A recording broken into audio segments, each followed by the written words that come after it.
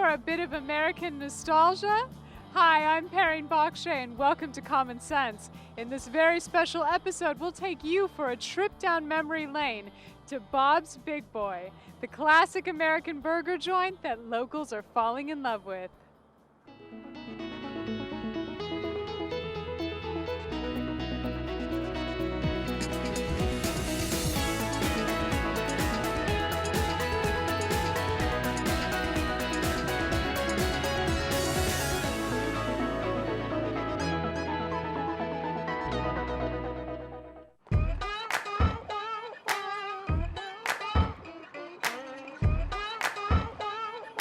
There's just something about Big Boy. Maybe his charisma, charm, or the fact that he's the mascot of one of the most famous food inventions that took the burger world by storm in the 1950s. It started in 1947 in Glendale. The initial person that started it was named Bob Wyan. He had a small hamburger stand and actually developed kind of on a whim, that double hamburger. Bob Wyan beat McDonald's to the punch by inventing the double hamburger in response to what some of his guests liked. Wyan's story is that he sold his car for $350 and used the money to open up a pantry in Glendale, California. Within a couple of years, his burger business was booming.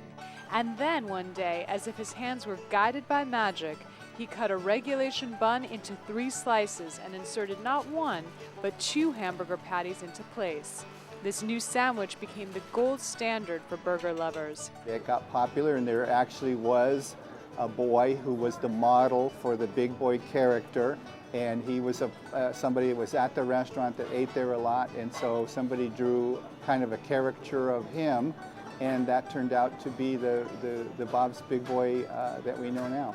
The legendary true story is that a cherubic 6-year-old youngster walked into Wyan's restaurant in the late 1940s with a smile and joy that amused Bob Wyan so much, he decided to name his new hamburger Big Boy in honor of this chubby child who relished every bite. And speaking of relish, well, the red relish, you know, the red relish sauce that goes on the Big Boy burger, there's nothing like it anywhere. And when I first got interested, and my daughters finally convinced me that I should consider Bob's, I went out to Diamond Bar, where there was a Bob's Big Boy that's still there, and I ordered a hamburger. I actually ordered about 5 things.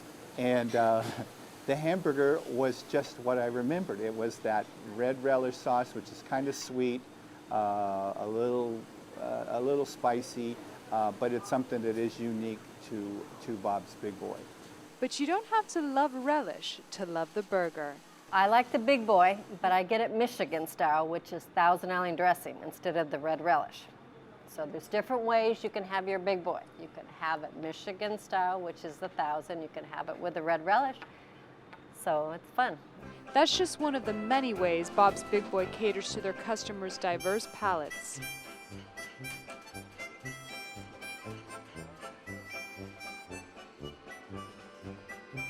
You know, it's amazing, but this is one restaurant that has the very best bacon in town. Really? Yes, it does. And also they have the very best oatmeal in town. Really? We come here every Sunday after Mass and have breakfast and enjoy the people. And we know most all the waitresses and waiters. What's your favorite food item? I know it's tough call. Well, we have breakfast more than anything. And the favorite, like I say, is they have a chilaquiles, which is they just really introduced, and my wife loves that. I haven't had it yet, but she loves that. I mean, you love the bacon. The bacon, like I say, is the best bacon in town. Is it crisp? No, it's just right.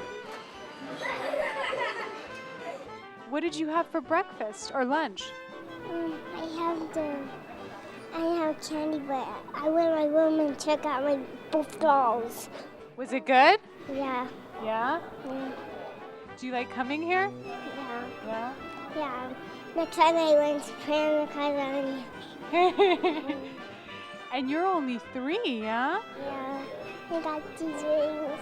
Oh, wow, those are beautiful. Our clients are, from little kids to older kids, and there's always a favorite to each of our customers. You know, the kids love, you know, the buttery noodles, or they'll like the, you know, kids chicken strips.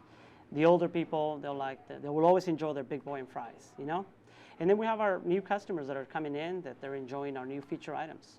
The pastrami sandwich, the fish tacos, the turkey dinners, you know? So there's a food item for every guest. Owners Jim and Karen say part of what keeps business good is offering specialty items in addition to basic big boy favorites. We try special feature menus to try to get people. Our fish tacos are really good. They went over really well. Turkey dinner, we had a turkey dinner for the Thanksgiving, and that went over well. And we had corned beef and cabbage for St. Patty's Day. Nice. And everybody loved it. That's a blue gumball. Did you get that from inside? Yeah. Yeah? What did you just eat? Hot dog. You had a hot dog? Was it good? Yeah. Yeah. Have you been having fun today? Yeah. Church. Church? Church. You look like you were playing soccer. Look, ball. Yeah? Yeah. Well, you're great. You're adorable. Yeah. Big Boy is still winning kids' hearts after more than 60 years. His core fan base is made up of dedicated customers who keep coming back for their favorite foods and a hefty helping of great memories. Oh, absolutely. We've been together, what, 57 years? Yeah. 57 years, and this is how we used to date, you know. Sundays and hamburgers and French fries. Yeah. That's awesome. So, yeah. She was a cheap date. She said all she wanted was French fries and a cup of coffee. All she wanted was what? She'd just order French fries and a cup of coffee. I couldn't understand. She was really a cheap date. By the food, but not by the food. So you drive from Hemet here? Yeah, because that's my boyfriend. He doesn't want to say that, though. That's okay. That's okay. We'll forgive him this one time. We were just figuring it up last night. I said, you know, we've been going together for 4 years and I didn't realize it. That's hilarious. Now, do you guys ever share dessert here, or? Yeah, we usually order something like this and most of us eat it. There's always a story from a guest. Every time people come in, they always have a story to tell.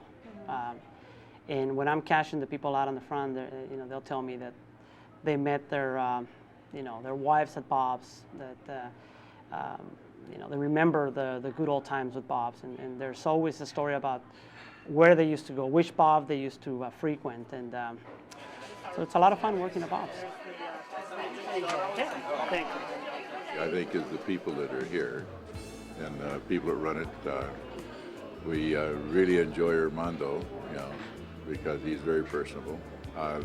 But the thing that is really great is the food. Regular customers are our lifeblood, you know, and we definitely appreciate them all the time, you know, and we have a lot of fun. This gentleman over here in the blue sweatshirt, his name's Rick, and he's a funny guy, and I'll say, how you doing, Rick? And he'll say, terrible.